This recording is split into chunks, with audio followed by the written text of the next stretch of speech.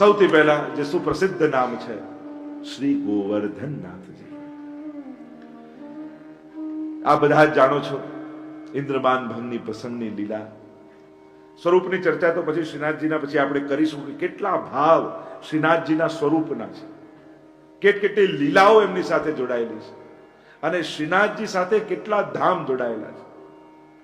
છેક ગિરિરાજજીના પ્રાગટ્યથી લઈ એ ગિરી કંદરાથી લઈ અને ચરણ ચોકી થતા થતા થતા જ્યાં બિરાજ્યા હતા ચરણ ચોકી કહેવાય, અને છેક શ્રીનાથજી નાથ દ્વારા મેવાડ બનાવ્યા.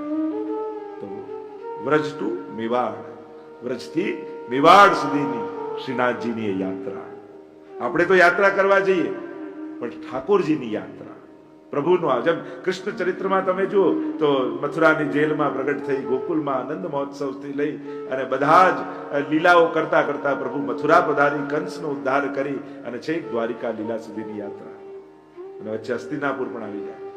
આખું કૃષ્ણ ચરિત્ર જેમ ભાગવતજીમાં સુંદર રીતે વર્ણિત છે એમ જ શ્રીનાથજીના દિવ્ય ચરિત્રને એમ તો શ્રી હરિરાય મહાપ્રભુજી શ્રી ગોકુલનાથજીની કૃપા દ્વારા શ્રીનાથજી પ્રાગટ્ય વાર્તા પ્રસિદ્ધ છે, પણ ત્યારબાદ અનેક અનેક ચરિત્રો દ્વારા શ્રીનાથજીના ચરિત્રના પ્રસંગોને ગાવામાં આવતા હોય છે. તો નામ, રૂપ, લીલા અને ધામ. પ્રભુ કારણ કે શરૂઆત નામથી થાય. તમે કોઈનું બહુ નામ સાંભળ્યું હોય તો તમને એમ થાય કે જોવામાં કેવો લાગતો હશે, એને જોવાની ઈચ્છા થાય એટલે રૂપમાં આસક્તિ થાય. તમે એને જુઓ તમને શું કરતો હશે, સવારે ઉઠી બપોરે સાંજે એનું ડેલી રૂટીન શું. લોકોને કેવું એક્ટરો માટે ક્યુરિયોસિટી હોય છે, શું કરતા હશે, શું હશે. સ્પોર્ટ્સ પર્સનો માટે હોય, બધા માટે જુદી જુદી એક જિજ્ઞાસા આવે. કારણ કે જેને જોયો એમ તો આ કરે શું, એનું ડેલી રૂટીન શું, એટલે લીલામાં આસક્તિ થાય. તો નામ રૂપમાં આસક્તિ કરાવે, રૂપ લીલામાં આસક્તિ થાય, અને એમ થાય કે આ બધી લીલાઓ ક્યાં થતી હશે, એટલે ધામમાં આસક્તિ થાય કે જે જગ્યાએ આ બધી લીલા થઈ રહી છે એ ભગવત ધામ. તો આમ નામથી શરૂ થયેલી યાત્રા ધામમાં પ્રાપ્તિ કરાવે. તો શ્રીનાથજીના અનેકવિધ પ્રકારના નામ, અને આ નામ શ્રીનાથજી કેવલ 500 વર્ષ પૂર્વ મહાપ્રભુજીએ જ પાડ્યું છે એમ નથી. આ નામ તો ગર્ગ સંહિતામાં વર્ણિત છે. જે ગર્ગ સંહિતા પ્રભુના પુરોહિત જે ગર્ગજી હતા એમણે આ લખેલી ગર્ગ સંહિતા. એટલે એ કોઈ પુષ્ટિમાર્ગીએ કોઈ વૈષ્ણવે લખ્યું હોય કે એમ નથી. જ્યારે પણ ભગવદ અવતાર થાય, કોઈ કે આ ભગવાન છે, તો સૌથી પહેલા પૂછવું પડે કયા ગ્રંથમાં એમના વિશે લખ્યું છે કે આવો ભગવદ અવતાર થશે. કારણ કે જો ગ્રંથ પ્રમાણિત ન કરે તો એ ભગવદ અવતાર ન માની શકાય. આ ભગવાનની વિભૂતિ હોઈ શકે, ભગવાનનો તેજ પ્રભાવ એનામાં દેખાઈ શકે, પણ ભગવદ અવતાર માટેની પહેલી શરત એ છે કે એના માટે કોઈ ગ્રંથોમાં લખાયેલું હોવું જોઈએ. કૃષ્ણ પ્રગટ થયા પણ એમના પહેલા પૂર્વમાં લખાઈ ગયું હતું આ રીતે કૃષ્ણ અવતાર થશે. રામ થયા પણ એના પહેલા વાલ્મીકીજીએ રામાયણ લખી દીધું હતું. આ પૂર્વમાં એનું વર્ણન છે. મહાપ્રભુજી શ્રીનાથજી 550 વર્ષ મહાપ્રભુજી પ્રગટ કર્યા, પણ ગર્ગ સંહિતામાં હજારો વર્ષ પહેલા લખાયેલું છે કે મધ્યે તું ગોવર્ધન નાથ.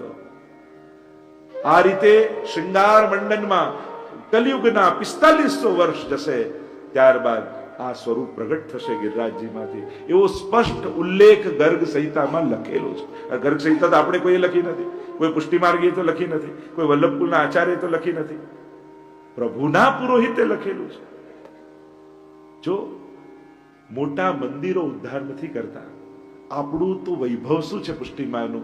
સ્વયંભૂ પ્રગટેલા ભગવત સ્વરૂપો.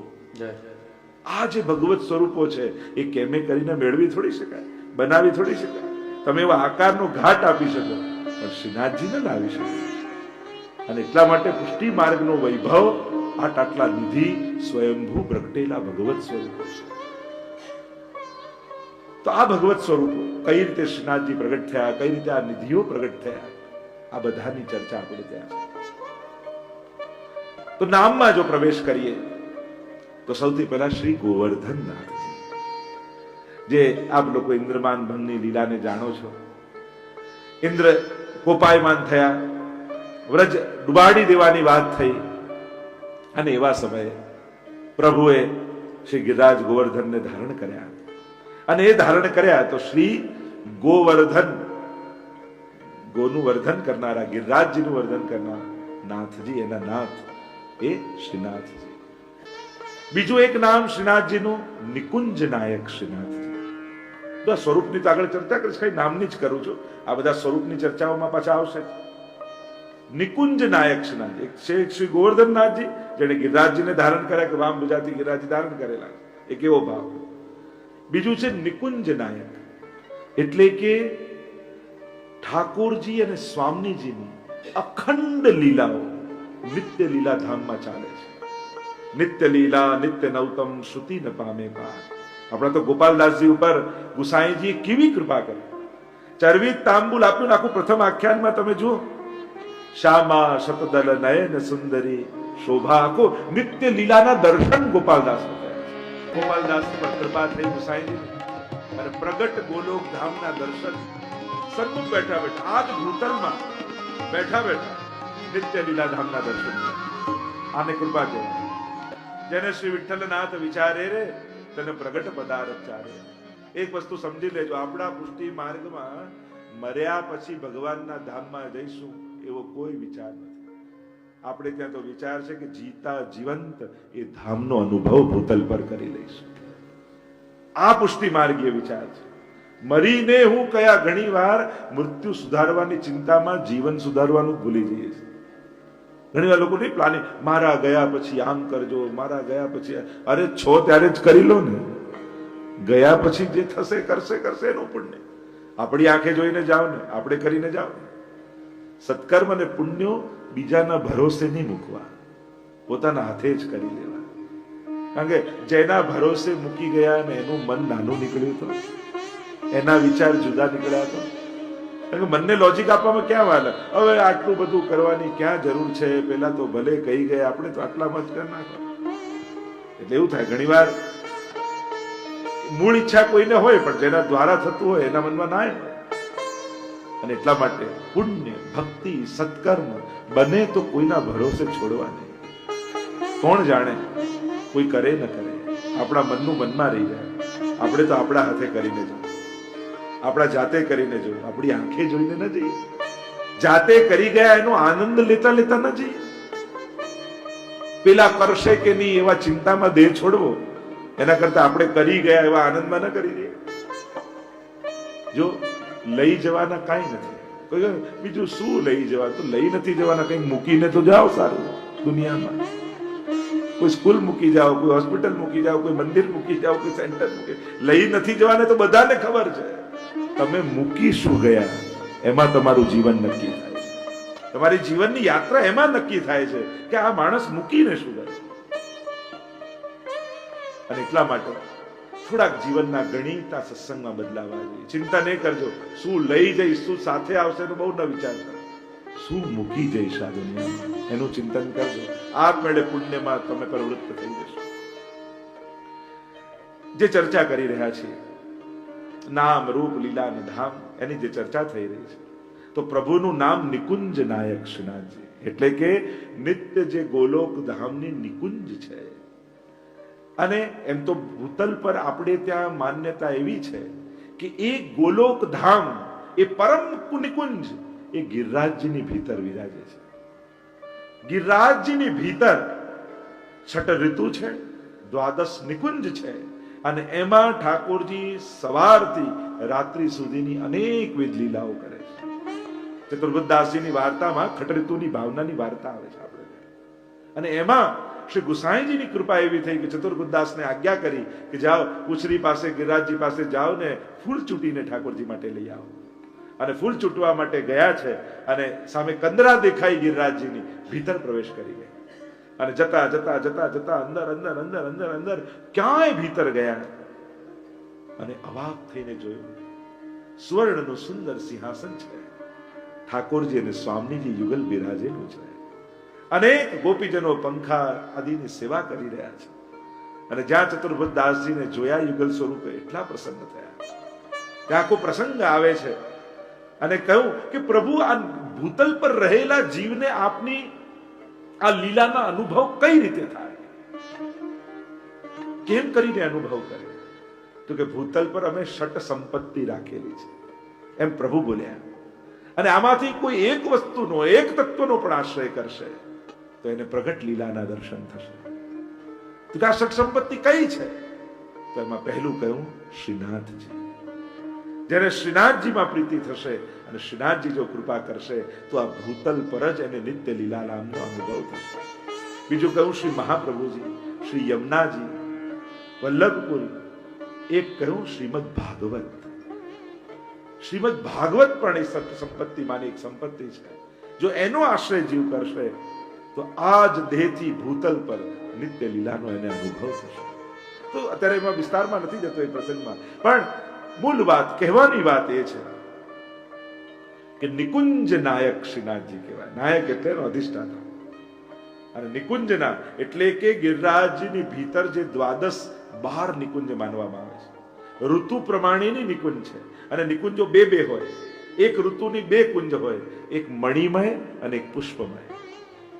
એવી એક ઋતુની 2 કુંજ, એવી દ્વાદશ નિકુંજ છે. અને આ દ્વાદશે નિકુંજના નાયક એ આ શ્રીનાથજી છે. એટલે એમનું એક નામ નિકુંજ નાયક શ્રીનાથજી. અને એ પોતાના નિકુંજના દ્વાર ઉપર ક્યાં ઠાડા છે? ગિરિરાજની કંદરા છે, એ નિકુંજ છે, એની બહાર ઉભા રહી દ્વાર પર આવી શું કરી રહ્યા છે? આપણને બધાને ઈશારો કરે. શું કરે છે? આવ આવ આવ. આપણે ભલે ગાતા હોય ઓ શ્રીનાથજી આવજો તમે, પણ શ્રીનાથજી પોતે કહે છે કે હે વૈષ્ણવ આવજો તમે, અને હું વાટ જોઈ રહ્યો છું તમારી. એ શ્રીનાથજીના શબ્દો છે. એવા શ્રીનાથજી બોલાવી રહ્યા છે ભક્તો. એટલે એમનું એક નામ છે નિકુંજ નાયક, નિકુંજના અધિષ્ઠાતા શ્રીનાથજી. શ્રી એટલે સ્વામીજી અને એમના નાથ એટલે શ્રીનાથ. પછી આપણને શોર્ટ ફોર્મ કરવાની આદત હોય ને, જેમ જય શ્રી કૃષ્ણનું આપણે શું કરી નાખ્યું? ઓ તમને બધાને ખબર છે. બહુ વોટ્સઅપ વાપરતા લાગો છો. મને તો ખબર જ નથી. હું તો પૂછવા આવે શું છે એમ. કમથી કમ ભગવત નામ તો આખું લખીએ. JSK નું ફળ નથી, પણ જય શ્રી કૃષ્ણ નું ફળ છે. એટલે જેને ફળ જોઈતું હોય તો આખું લખે, ના જોઈતું હોય એને તો કોઈ ચિંતા જ નથી. એમ જ આપણે શ્રીનાથજીનું શોર્ટ ફોર્મ હજી કરતા કરતા શ્રીજી કરી. શ્રીજી મેરા એસા રસિયા. તો વાલથી પણ બોલાય ને ઘણી વાર. જેટલું વાલ થતું જાય એટલે શબ્દો ટૂંકા થતા જાય. જેને જેની જોડે સ્નેહ હોય એ કોઈ આખું નામ લઈને બોલાવે. જેમ કોઈનું સભામાં નામ લેવાતું હોય તો અટક સાથે નામ લેવાય. પછી એ જ વ્યક્તિને ઘરે જાઓ તો નામથી બોલાવો. હજી તમે એકલા બે બેઠા હોય તો જે બી કઈ બોલાવતા હોય પણ બોલાવાય. એટલે એમ કરીને નાનું નામ તો જેમ સ્નેહ અધિક એટલું શબ્દો ટૂંકા થતા જાય. એમ જ શ્રીનાથ, શ્રી ગોવર્ધન નાથજી એનું શ્રીનાથજી થઈ અને વાલથી ભક્તો શ્રીજી બોલાવે. શ્રીજી મેરા એસા રસિયા. તો નિકુંજ નાયક શ્રીનાથજી છે. એટલે નિકુંજથી લીલાથી જે વિખૂટા પડ્યા છે. આપણે ત્યાં અનેક પ્રકારના પ્રસંગો કહેવામાં આવે છે, એવી ભાવનાઓ વિચારવામાં આવે છે. રાસ થતો હતો આપણે એવી ભાવના વિચારીએ. યમુનાજીને એકવાર સ્વામીજી બનવાનું વિનંતી કરી રોજ ભક્તોએ, અને મુખ્ય અધિષ્ઠાત્રી યમુનાજી બન્યા. સ્વામીજી આજે ગેરહાજર છે. મહારાજ શરૂ થયો. કિંકણીઓના શોર શ્રી યમુનાજીને સંભળાયા, સ્વામીજીને રાધાજીને સંભળાયા. થયું કે મારા વગર રાસ થઈ રહ્યો છે. હમણાં જઈને જોઉં છું. ભાગતા ભાગતા આવ્યા. વ્રજભક્તોને ખબર પડી, અરે સ્વામીજી નારાજ થશે તો શ્રાપ મળશે. શું કરીએ? જેટલા વ્રજભક્તો હતા એ પુષ્પની માળા બની ઠાકોરજીના કંઠમાં વિરાજી ગયા. શ્રી યમુનાજી જલપ્રવાહ રૂપે વહેવા લાગ્યા. રાધાજી પધાર્યા તો ખરા, ચારે બાજુ જુએ આ મારા વગર મહારાજ ક્યાંથી થઈ રહ્યો. દ્રષ્ટિ પડી વ્રજભક્તો રૂપી કંઠમાં રહેલી શ્રીકંઠની પુષ્પની માળા પર. જ્યાં હાથથી ખેંચી પુષ્પો પડ્યા. તૂટ પડી મોતીન કી માલા, રાસ વિલાસ ગહે કર પલ્લવ. અને એવો ભાવ કરવામાં આવે કે બધા જ લીલાના જીવો ભૂતલ પર પડ્યા. સ્વામીજીને થયો દુઃખ, અરે મારે કારણે આ ભૂતલ પર ગયા. રાસ કરતા કરતા જ્યારે ઠાકોરજીનું મુખ ઉદાસ દેખાયું, પૂછ્યું કે રાસમાં ઉદાસ કેમ? તો કે મારા લીલાના જીવો ભૂતલ પર છે. અને સ્વામીજી પોતે નિશ્ચય કર્યો કે હું પોતે ભૂતલ પર જઈ એ લીલામાં રહેલા જીવોનો બ્રહ્મ સંબંધ કરાવી ફરી લીલા સંબંધ કરાવીશ. અને આમ વિચાર કરી એ જ સ્વામીજી મહાપ્રભુજી રૂપે ભૂતલ પર પધાર્યા, જીવોને બ્રહ્મ સંબંધ કરાવી ફરી લીલામાં સ્વીકાર કર્યો. એ સ્વામીજીનો વિરહ ન સહન થતા ઠાકોરજી પોતે ભૂતલ પર આવ્યા. અને એટલા માટે જ્યારે ચૈત્ર એકાદશી મહાપ્રભુજીનો પ્રાગટ્ય દિવસ, એ જ દિવસે શ્રીનાથજીના મુખારવિંદનું પ્રાગટ્ય થયું. શ્રી વલ્લભ ચંપારણમાં જે દિવસે, એટલે આપણે ત્યાં તો પ્રભુ અને ગુરુ બંનેનો પ્રાગટ્ય એક જ દિવસે છે. કારણ કે મુખારવિંદનું સ્વરૂપ છે ને પ્રભુના, શ્રી કૃષ્ણાસ્ય એ શ્રી વલ્લભનું સ્વરૂપ છે. શ્રીનાથજીના સ્વરૂપને સમજવા માટે શ્રી મહાપ્રભુજીને સમજવા નિતાંત આવશ્યક છે. શ્રી વલ્લભ નહીં સમજાય તો શ્રીજી બી નહીં સમજાય, શ્રીજીની સેવા નહીં સમજાય, શ્રીજીનો સ્નેહ નહીં સમજાય. વલ્લભ એ પાત્ર છે જેમાં શ્રીજી રૂપી રસ રહી શકે છે. કારણ કે આ પાત્રમાં રસ, બીજા કોઈ ભજન કહેવાય ને કે સિંહણનું દૂધ સોનાના પાત્ર વગર ટકે નહીં, એમ શ્રીજીનો રસ શ્રી વલ્લભના પાત્ર વગર ટકી ન શકે. અને એટલા માટે આ હૃદયને વલ્લભીય બનાયા વગર શ્રીજીના રસનો આસ્વાદ ન થઈ શકે. એટલે આ બંને ચરિત્ર એક સાથે ચાલે છે. શ્રી વલ્લભનું ચરિત્ર અને શ્રીજીનું ચરિત્ર બંને એકબીજા વગર અધૂરા છે, અથવા બંને એકબીજાથી જ પૂર્ણ થાય છે. કારણ કે શ્રી વલ્લભના મુખારવિંદ એ શ્રીજીનું મુખારવિંદ માનો, શ્રી કૃષ્ણાસ્ય એવું મહાપ્રભુજીનું નામ છે. એટલે કે જ્યારે જ્યારે શ્રી મહાપ્રભુજીને જોઈએ તો શ્રીજીનું સ્મરણ થાય, અને જ્યારે જ્યારે શ્રીજીને જોઈએ ત્યારે મહાપ્રભુજીનું સ્મરણ થાય. મહાપ્રભુજી માટે તો કહેવાયું ને, જાકે રોમ રોમ પ્રતિ પ્રગટિત કોટી ગોવર્ધન રાઈ, શ્રી વલ્લભ વરનું કહા બરાઈ. શ્રી મહાપ્રભુજીના તો રૂવાડે રૂવાડે કરોડો ગોવર્ધનના છે, અને શ્રીનાથજીના મુખારવિંદમાં શ્રી મહાપ્રભુજી બિરાજમાન છે, પરસ્પર અન્યોન્ય છે. અને એટલા માટે આ નિકુંજ નાયક શ્રીનાથજી એક નામ શ્રીનાથજીનું છે, નિકુંજના અધિષ્ઠાતા છે. અને એટલા માટે આપણું મૂળ ગંતવ્ય, આપણું ભગવત ધામ પ્રાપ્તિ ક્યાં? તો ઘણી વાર લોકો એમ કે ગમે તેને ભજો, જવાનું તો એક જ ઠેકાણે છે. એવું ક્યાં લખ્યું છે? કોણે કહ્યું? ના, જેને ભજશો એના ધામમાં પ્રાપ્તિ છે. એ અવસ્થાઓના ધામ છે. જેમ મહાદેવજીની ઉપાસનાથી કૈલાશ ધામ મળે છે, માં રામ ભગવાન કૃપા કરે તો સાકેત ધામ મળે છે, વિષ્ણુની કૃપાથી વૈકુંઠ મળે છે, પુરુષોત્તમની કૃપાથી નિકુંજ મળે છે. આપણે ત્યાં તો દરેકની ઉપાસના પ્રમાણે એની ગતિ કઈ છે. આ ભેદ નથી, આ વ્યવસ્થા છે. ઘણી વાર દરેક વસ્તુને ભાગલા રૂપે ન જોવાય, દરેકની એક વ્યવસ્થા. આપણે કેવી વ્યવસ્થા કરી કે પરિવારના લોકો અહીંયા બેસે, બાકી આમ ઘણા નીચે બેસે. તમે એમ કહેશો કે આટલા બધા ભાગલા સત્સંગ ના પાડી દે, આ ભાગલા ન કહેવાય. બધા સારી રીતે સાંભળી શકે એની વ્યવસ્થા કહેવાય. એ રીતે જ હિન્દુ ધર્મ એક બહુ ખોટી, આટલા બધા સંપ્રદાયોના ભાગલા, આ ભાગલા નથી, આ વ્યવસ્થા છે કે કોને શેને ભજવા છે. કોઈને ગણપતિની ઉપાસના કરવી છે તો એ રીતે જાઓ, તમને મહાદેવજીની ઉપાસના કરવી છે તો એ રીતે જાઓ, તમને સાયન્સ ભણવું છે તો સાયન્સના યુનિમાં લો, તમને કોમર્સ ભણવું છે તો એમાં લો, તમને આર્ટ્સ ભણવું છે તો એમાં. આ યુનિવર્સિટીના ભાગલા ન કહેવાય, આ એની વ્યવસ્થા કહેવાય. તમારું ઘર હોય, જમવા માટે ડાઇનિંગ એરિયા, સુવા માટે બેડરૂમ, પેલા માટે લિવિંગ રૂમ, એમ કે ઘરના આટલા બધા ભાગલા પણ નાખે. આ ભાગલા ન કહેવાય, ઘરમાં સારી રીતે રહી શકાય એની વ્યવસ્થા કહેવાય.